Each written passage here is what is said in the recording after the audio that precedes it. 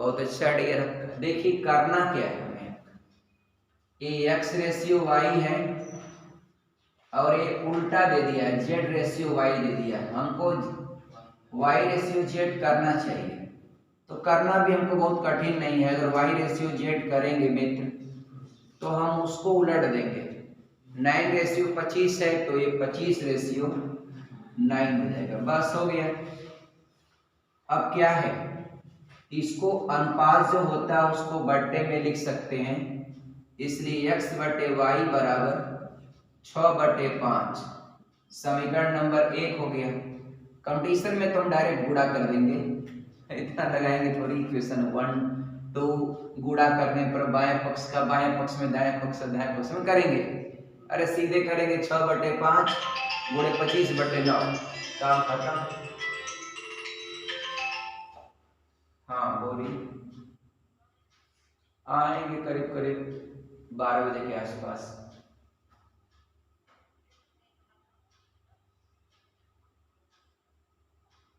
Late तो नहीं होना चाहिए वैसे आपका, चलिए थोड़ा सा और पहले आएंगे। 2 बजे तक तो बैठते ही होंगे। डियर अब जो है एग्जाम में मित्रों मैं कुछ नहीं करूंगा, मैं सीधे आपका गुणे 25/9 पांचवा 25 अब 6×5 30/9 उसको सिंपलीफाई कर लेंगे 2 से, आ जाएगा ना। चल इसको आप बट्टे में करेंगे तो y/z हो जाएगा, ये आपका 25/9। अब दोनों समीकरणों का आपस में गुणा करेंगे तो बाएं पक्ष का गुणा बाएं पक्ष में x/y और गुणे y/z बराबर 6/5 गुणे 25/9। ये 5वां 25 हो जाएगा 5, इसको 3 दूना के 6 3 त्रिक 9 तो 5 दूना के 10/3। इधर y से y कट जाएगा, x ऊपर z नीचे, तो x/z का मतलब क्या हो गया, x रेशियो z का मान हो जाएगा 10 रेशियो आपका 3। ये आपका आंसर कर दीजिएगा एग्जाम में। डियर आपका 2018 बोर्ड में पूछा गया था एसएससी के, आप खूब करिएगा सारे क्वेश्चंस, ज्यादा टफ नहीं होगा। औसत 38 है तो आप x का मान बताइए क्या होगा। बहुत आसान है, औसत के लिए होता है पदों का योग बटे पदों की संख्या। अब मित्रों 35 जरा आप जोड़ दीजिएगा फटाफट, 39 + 41 + 46 + 27 जोड़ दीजिए। x भी जोड़ेंगे लेकिन x उसमें जुड़ नहीं पाएगा, बस गिनती करेंगे 1 2 3 4 5 6 इधर हो जाएगा। औसत 38/1 करके तिर्यक गुणा करेंगे, 8 × 48 और 36 18 4 22 इधर जोड़ दिया, नंबर कितना हुआ 188। बहुत अच्छा डियर। अब प्लस x मित्र यही होगा ना, तिर्यक गुणा करेंगे, इसको जोड़ करके आपने किया है 188, अब प्लस x का एक में करेंगे वही होगा, इसका उसमें कर दिया, इसको जब ट्रांसफर करेंगे तो x का मान हो जाएगा 228 - 188, तो 12 उधर 28 इधर 40, बस खत्म। आपका x का मान आपका 40 और आंसर हो गया। प्रत्येक तीसरे किलोमीटर के अंत में, यानी प्रत्येक तीसरे किलोमीटर, यानी 3 किलोमीटर गया तो 5 मिनट रुकता है। प्रत्येक तीसरे किलोमीटर के अंत में 5 मिनट का स्टॉपेज है, 5 मिनट रुक जाता है, फिर अगला 3 किमी चलेगा, फिर 5 मिनट रुकेगा, ऐसे 5-5 मिनट रुक के चलता है। और डियर तो 56 किमी की दूरी को तय करने में पीयूष को कितना समय लगेगा, तो बता रहा पूछ रहा है, तो 56 किमी की दूरी को दूरी को तय करने में कितना समय लगेगा। तो डियर एक बात बताइए, 56 में आप अगर 3 से भाग देंगे तो कितना हो जाएगा? हाँ, वो दशमलव में ना ले जाए। तो वो 18 वो स्टॉपेज होगा कि नहीं होगा बाबू? लास्ट वाला स्टॉपेज 2 किलोमीटर का है, तो वहां पर रुकेगा क्या हुआ आपका? पहुंच ही जाएगा। समझ रहे हैं ना? 3 किमी गया, 5 मिनट रुक गया, फिर 3 किमी गया, 5 मिनट रुक गया, फिर 3 किमी गया, 5 मिनट रुक गया। वही कहानी है, लास्ट वाले में जब जाएगा तो वह बंदर वाला है, छलकता है, फिसल जाता है, छलकता है, फिसल जाता है। लास्ट वाला स्टेप बढ़ेगा तो छलकेगा नहीं, तो लास्ट में जो 2 किमी ही चलेगा, तो वहां पे स्टॉपेज क्या है?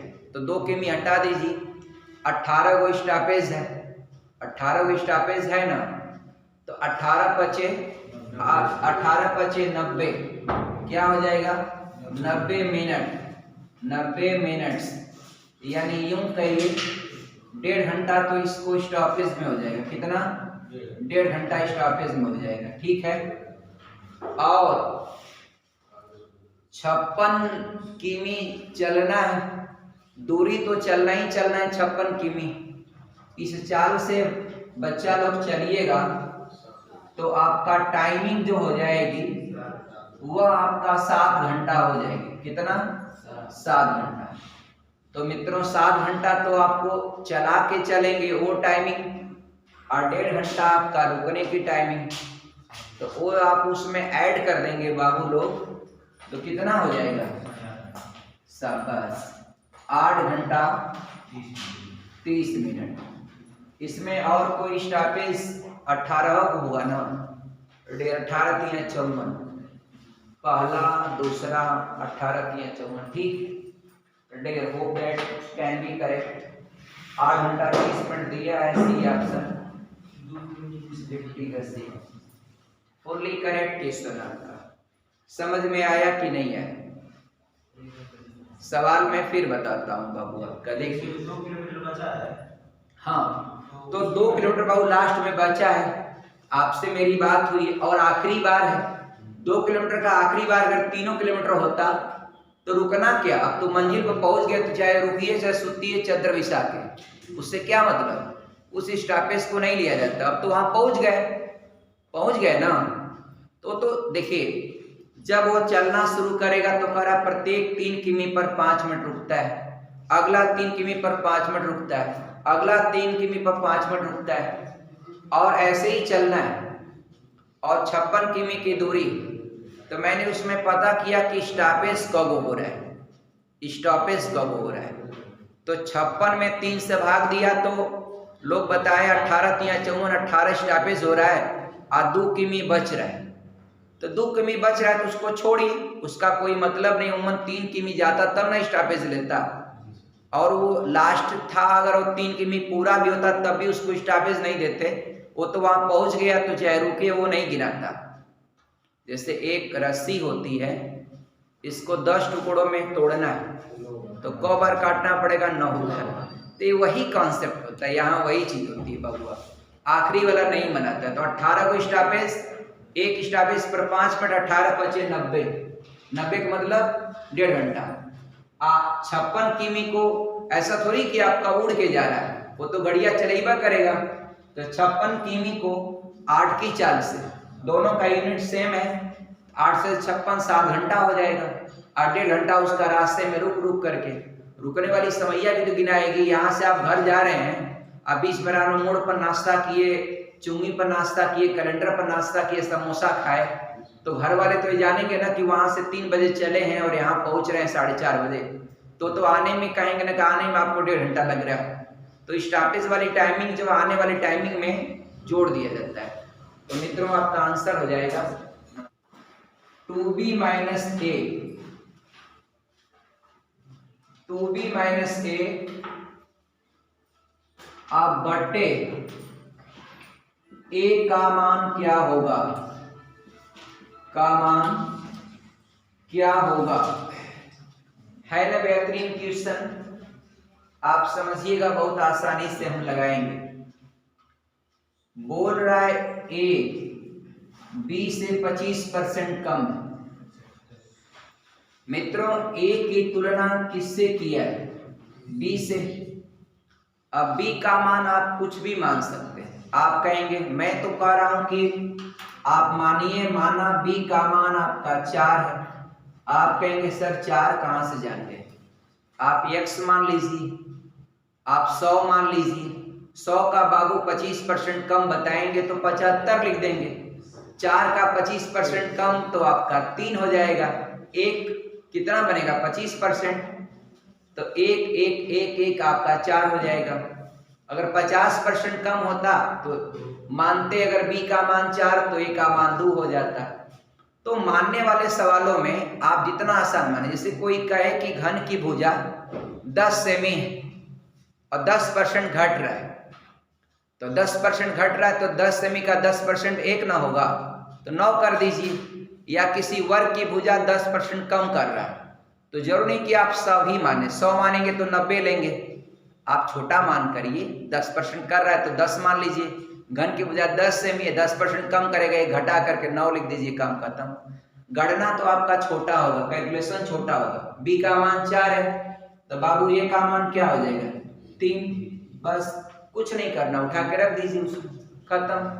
आपका देखिए 4 गुना के 8 माइनस 3 5, अब बटे नीचे ए है ना, तो ए का मान 3 हो जाएगा। बस खत्म, आपका आंसर क्या हो गया? 5/3 इज योर आंसर। है ना? ठीक है, सवाल आसानी से कर ले जाएंगे। आपका क्या होगा? अब एक काम करें हम लोग, आयतन ही बताना है ना। अब बेलन होता कैसे? गांव का गेहूं रखने वाली डेहरी, वो क्या है? बेलन। ऐसी तो डेयरी आप लोग देखी होगी जिसमें अनाज रखते हैं। मित्रों आप कहाँ कोठली करते हैं? देखो वाह, गांव वाले जो है एकदम शब्द जो है असली खोज के लाते हैं, डेहरी कोठली। देखिए ये आपका बेलन होता है। आप बेलन में 2 ही चीज आपको जानना है, एक उसका आधार की त्रिज्या, और कोई भी डेहरी का, अरे कोई भी बेलन के आधार की त्रिज्या जितनी होती उतना ऊपर का भी होता है। अगर डेहरी सीधी बनाई गई है तो हो सकता है डेहरी का शेप बदल सकता है, पश्चिम की तरह बना दे, वो सब बात हम करेंगे। हम सिंपल बात कर रहे हैं अभी आपका। तो मित्रों इसमें 2 चीज पर ध्यान रखते हैं, एक आधार की त्रिज्या क्या है और एक आपका आपके बेलन या आपके डेहरी की ऊंचाई क्या है, बस। और इसका आयतन का फार्मूला क्या होता है? आयतन को हम v से डिनोट करते हैं, पाई आर स्क्वायर एच होता है, खत्म काम। पाई आर स्क्वायर एच, डन। एक बात और देखिए, अगर पाई को स्पेसिफाई ना किया हो तो पाई का मान 22/7 ही लीजिए और एकदम आराम से लगाइए। देखिए ये व्यास है मित्रों, तो त्रिज्या के लिए व्यास का आधा करते हैं। आप देखिए लगाते हैं हम, आपका पाई का मान 22/7, आप व्यास का आधा करेंगे यानी 3.5/2। चूंकि त्रिज्या का वर्ग है तो 2 बार लिखिए यही चीज, 3.5/2 फिर लिखिए, और ऊंचाई आपके पास है 16। Very easy. ये देखिए 2 दूना के 4 से 4 चौका 16, आधा काम हुआ, 7 बचे 35, 0.5 हुआ, और 0.5 का 22 में गुणा करेंगे 110, एक पे दशमलव हटा देंगे, अरे दशमलव से 0 हट जाएगा, 11, और 3.5 चौका डियर हो जाएगा 14, 3.5 दूना आपका 7, 7 दूना के 14, 3.5 चौका हो जाएगा 14। अरे भाई 3.5 दूना 7 होगा, एक बार और दूना कर दीजिए, आप गुणा कर लीजिए ना, 7 हो जाएगा, बस खत्म। अब गुणा क्या है डियर? हाँ 14 होगा, शाबाश डियर। अब 14 का गुणा करेंगे 11 में 154, ये आपका सेंटीमीटर में सब है, आयतन जो होता है स्क्वायर में नहीं होता है, क्यूब में होता है। इसकी यूनिट हो जाएगी क्या, क्यूब। आपका आंसर फाइनल हो गया सवाल। ये सवाल आपका दिया था एक बार बोर्ड में, आपका इजली लगा लेंगे आपका। डियर कोई समस्या हो तो बता दीजिए। मैंने बस छोटा सा काम किया, व्यास था, त्रिज्या निकालने के लिए व्यास का आधा करते हैं। डियर बटे दो 2 बार क्यों, क्योंकि आर स्क्वायर होता है। अब पाई का मान 22/7, ऊंचाई आपके इसका दिया है, काम खत्म, डन हो गया सवाल। आगे बढ़िएगा। तो ax का मान क्या है, देर है ना सवाल एकदम सिंपल। अब सवाल को बताने से पहले एक बार मेन फॉर्मेट रिवाइज कर देते हैं, आप देख लीजिए। मित्र लोग, साधारण व्यास बराबर होता है ये आपका PRT बटे 100 होता है। चलिए भैया ये भी पता आपको, ये पता है। आपको निकालना क्या है, टाइम निकालना है। ये ब्याज दिया है, मिश्रधन नहीं है। स्पष्ट लिखा है कितना रुपया ब्याज कमाता है, इतने रुपए की राशि है, यानी ये क्या है, P है। और ये आपका 5% दर है। काम खत्म हो गया, सब मिल गया आपको। ये आपका SI है, साधारण ब्याज है। ब्याज कहिए चाहे साधारण ब्याज कहिए, क्योंकि यहाँ साधारण ब्याज के दर से लिखा है। अब आपको सिंपल T निकालना है, तो फॉर्मेट क्या बनेगा, SI गुणे 100। ये आपका तिर्यक गुणा करेंगे, SI गुणे 100। R के दो साथी P और नहीं, T के दो साथी P और R बट्टे में रहेंगे। अभी तो मैंने सिर्फ फॉर्मेट बनाया। अब आइए वैल्यू रख दें। SI आपका 3724 गुणे 100 मित्रों, बटे P आपका 10,640 गुणे रेट आपका 5। काटिएगा, एक 0 काटा, 5 से काटा 2, 2 से काटेंगे 5 3 2, और इसको काटेंगे तो 7 बार में कट जा रहा है। 5 सत्ते 35, 32 सत्ते आपका हो जाएगा, शायद आपका 2.5 240 हो जाएगा, 24 हो जाएगा। यानी यूं, थैंक्स, आपने सही बताया। ये सिंपल आ गया क्या, 7 वर्ष, खत्म। एकदम आपका बेहतरीन क्वेश्चन है, साधारण ब्याज पर है डियर। तो लाभ प्रतिशत कितना होगा, लाभ प्रतिशत कितना होगा। एक काम करें हम इस सवाल को लगाने के लिए, आप देखिएगा, एक बड़ा आसान सा काम करेंगे। एक वस्तु का CP उसके विक्रय मूल्य माने SP से 30% कम है। मित्रों, CP SP से 30% कम, तो SP को 100 मान लीजिए, खत्म काम। लेट शाबाश, SP आपका मान लीजिए 100 रुपया। तो मित्रों आपका CP 30% कम है, घटा दीजिए आप, 70 रुपया हो जाएगा, काम खत्म। 70 की खरीद के बाद 100 में बेच रहे हैं, 30 रुपये का लाभ ले रहे हैं।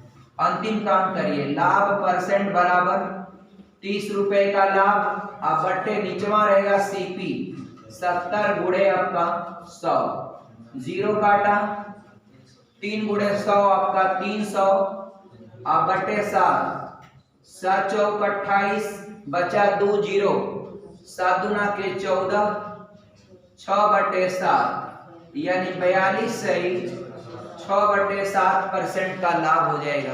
एकदम सिंपल क्वेश्चन। किसी को कोई प्रॉब्लम हो तो बताइए, एनीबॉडी।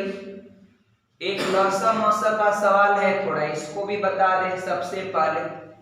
आइए देखिए, इरेज करें डियर। सिंपल कंपेयर है, वस्तु का CP उसके SP से 30% कम। अब आप सोचेंगे कि बस कुछ मत सोचिए, आप सीधे विक्रय मूल्य को मान लीजिए, और परसेंटेज के सवाल में कोई चीज को मानना है और आपको विक्रय मूल्य तो निकालना नहीं है। तो विक्रय मूल्य को निकालना नहीं है तो उसको मानना है, तो आप कोई भी नंबर मान सकते हैं।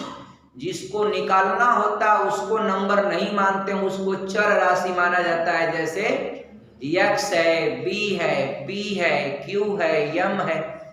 बात समझ रहे हैं? जिसको निकालना नहीं है उसको परसेंटेज के सवाल में तुरंत कोई नंबर मानिए, उससे इतना परसेंट घटाने बढ़ाने में आपको सुविधा होगी। और सबसे बड़ी बात और ध्यान रखिएगा कि नंबर को जितना छोटा मानिए कैलकुलेशन आपका उतना ही आसान। बस तो मान लिया मैंने आपका क्रय मूल्य विक्रय मूल्य से 30% कम है। अब ना हमको क्रय पता है ना विक्रय पता है, तो हम लाभ निकालेंगे कैसे? तो मित्रों मैं क्या किया हूं कि विक्रय मूल्य को मान लिया हूं 100, तो क्रय मूल्य 30% कम है तो आपका 70 हो गया। अगर कहता है एक वस्तु का क्रय मूल्य विक्रय मूल्य से आपका 30% अधिक है तो विक्रय मूल्य को 100 मानता तो 130 लिख देता। तब इस सिचुएशन में क्या हो जाता? घाटा हो जाता, तब हानि लिखते आपका। तो हानि बराबर कितना? 30 रुपए का, लेकिन 30 बटे तब सीपी क्या करते? 130 गुणे 100 करते हो, जो कुछ बनेगा आप जानते हैं, क्योंकि आपको पता है क्रय मूल्य आपका लाभ या हानि दोनों का आकलन जो है वह क्रय मूल्य के सापेक्ष किया जाता है। आगे बढ़िएगा। इन दो संख्याओं का अंतर, इन दो संख्याओं का अंतर क्या होगा? अंतर क्या होगा? अब देखिए सवाल है ना, सवाल बढ़िया। देखिए एकदम घबराइएगा मत, डियर क्या सवाल बना है। देखिए एक वो कॉन्सेप्ट मैंने आपको पढ़ाया है, देखिए बताता हूं भैया। पहले लॉसा लिखा है फिर मौसा लिखा है, तो एलसीएम आपका 60 है और एचसीएफ आपका एक क्या है? 4 है। एक वो बात यह है कि उनका योग यानी उन दोनों संख्याओं का योग, लौसा मौसा का योग नहीं, दो संख्याओं का लौसा और मौसा है, और उनका मतलब उन दोनों संख्याओं का योग जो है क्या है? 32 है। तो अगर संख्या को आप ए बी मान लें तो ए और बी का योग आपका 32 है। और यहां एक नियम आपने पढ़ा है कि पहली संख्या गुणे दूसरी संख्या बराबर होता है उनका लौसा गुणे मौसा। इस पर बहुत बार आपने सवाल लगाया डियर आपका। तो ए गुणे बी पहली संख्या गुणे दूसरी संख्या बराबर एलसीएम गुणे एचसीएफ ए है। अब आपका 60 गुणे 4 करिए ना, ये आपका ए बी का मान हो गया 240 मित्रों। तो अगर ये बताइए अब हमको कि दो संख्याओं का योगफल आपको पता हो और दो संख्याओं का गुणनफल पता हो, तो उनके अंतर के लिए अलजेब्रा में मैंने एक फार्मूला आपको पढ़ाया है। पहला ही लेसन संख्या पद्धति में वो फॉर्मेट मैंने पढ़ाया है। क्या था डियर जरा सुनिएगा। वो मैंने आपको बताया था कि a माइनस बी का होल वर्ग बराबर हो जाएगा डियर a प्लस बी का होल वर्ग और माइनस होता है 4ab। इसी फॉर्मेट पर लगेगा क्योंकि इसको खोलेंगे सब प्लस प्लस होगा, 2ab भी प्लस होगा, माइनस 4ab से 2ab घट जाएगा, तो कंक्लूजन a का वर्ग प्लस b का वर्ग माइनस 2ab आएगा। तो डियर एगो काम कर लें आपका a माइनस बी बराबर वर्ग हटाएंगे, कड़ी में डालेंगे इसको, और a प्लस बी का मान 32 है, तो 32 का वर्ग होता है 1024, 1024 लिखते हैं। और माइनस ए बी का मान 240 है, 4 से गुणा कर देंगे तो 800 नहीं 900 कितना हो जाएगा? 960 हो जाएगा। 240 चौका 2 चौको 800 4 चौका 16, 960 हो जाएगा। मित्रों घटाइएगा तो आपका आएगा कितना 64। तो a माइनस बी का मान क्या हो गया 8। और हमको यही तो पूछ रहा है कि उन दोनों संख्याओं का अंतर क्या होगा। भैया ये अंतर है a माइनस बी यानी अंतर है। अगर इंडिविजुअल वह संख्या को अगर आपसे पूछता कि वो संख्या बता दो तो भैया आप क्या करते यहीं पर a माइनस बी बराबर 8 करते और कट करते जोड़ देते। तो आपका 2a बराबर आपका 40, तो a बराबर आपका 20 होता और 20 यहाँ रखते तो b बराबर क्या हो जाता 12। खत्म। अगर कभी जरूरत भी पड़े वो नंबर बताने के लिए तो आप बता सकते हैं। बताना है डियर।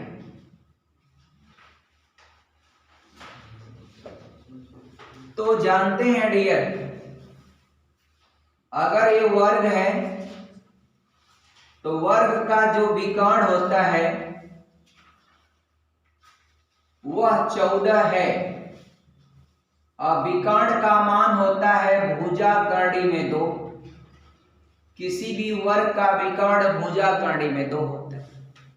आप लिख दीजिए विकर्ण दिया है ना तो भुजा कर्णी में 2 लिख करके बराबर लिख दीजिए 14 सेमी। तो इसलिए भुजा बराबर करिएगा तो कर्णी में 2 का भाग हो जाएगा तो 14 बटे मित्रों कर्णी में 2 हो जाएगा। आज सब मेंसुरेशन का सवाल है।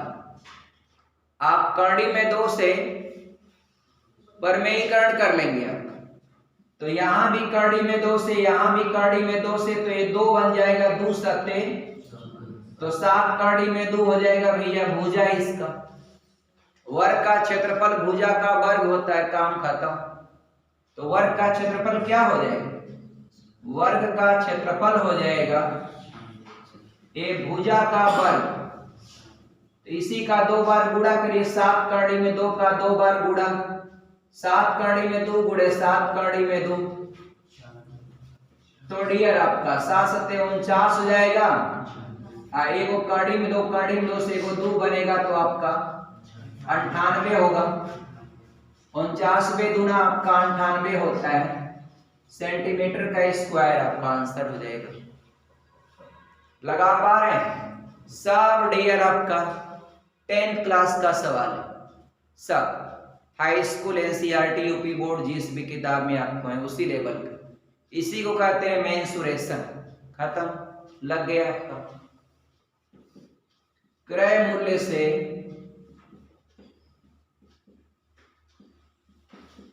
कितना %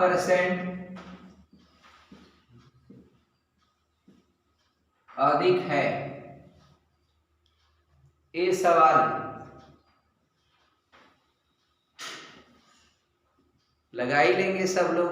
सब बस एक बात सुनिए, चलिए देखिए करना क्या है। यहां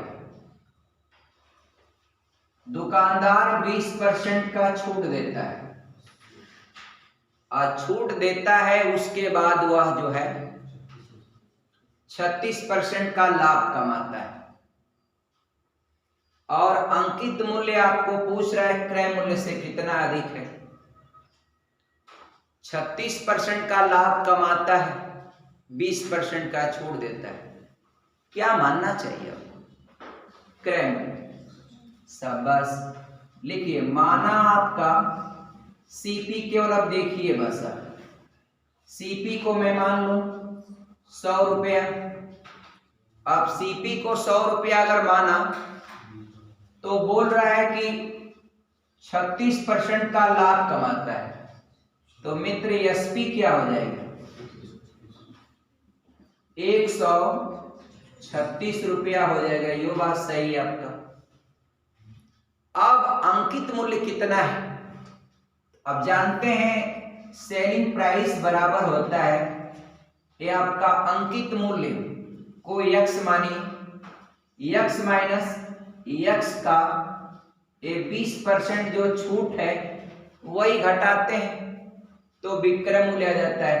विक्रय मूल्य बराबर अंकित मूल्य माइनस अंकित मूल्य का छूट परसेंट, लग जाएगा x का मान। देखिए आपका कितना होगा, 20/100 करेंगे तो आपका 1/5 होगा, 5 एकम 5 माइनस 1 यानी 4x/5 इधर हो जाएगा। एसपी का मान रख दीजिए 136, 4 से काटेंगे, 4 तिहाई 12, 4 चौका 16, तिर्यक गुणा करेंगे x का मान हो जाएगा 5 चौको 20 और 5 तिहाई 15 2 17, 117 रुपया क्या हो गया, एमआरपी यानी अंकित मूल्य हो जाएगा। तो अब आपसे पूछ रहा है कि जो अंकित मूल्य है वह क्रय मूल्य से कितना अधिक है, परसेंटेज में बताइए। तो 100 से अंकित मूल्य कितना अधिक है, 70 रुपया। तो आपका अधिक परसेंट आपको निकालेंगे तो 70 बटे इसका क्रय मूल्य कितना है 100, गुणे 100 करेंगे कट जाएगा और 70% आपका क्या हो जाएगा, ऑप्शन हो जाएगा उत्तर आपका। कोई भी सवाल को थोड़ा सा दिमाग से आप समझें, लगाएं, कोशिश करें तो आप हर कोई सवाल इजीली कॉन्फिगर कर लेंगे आप।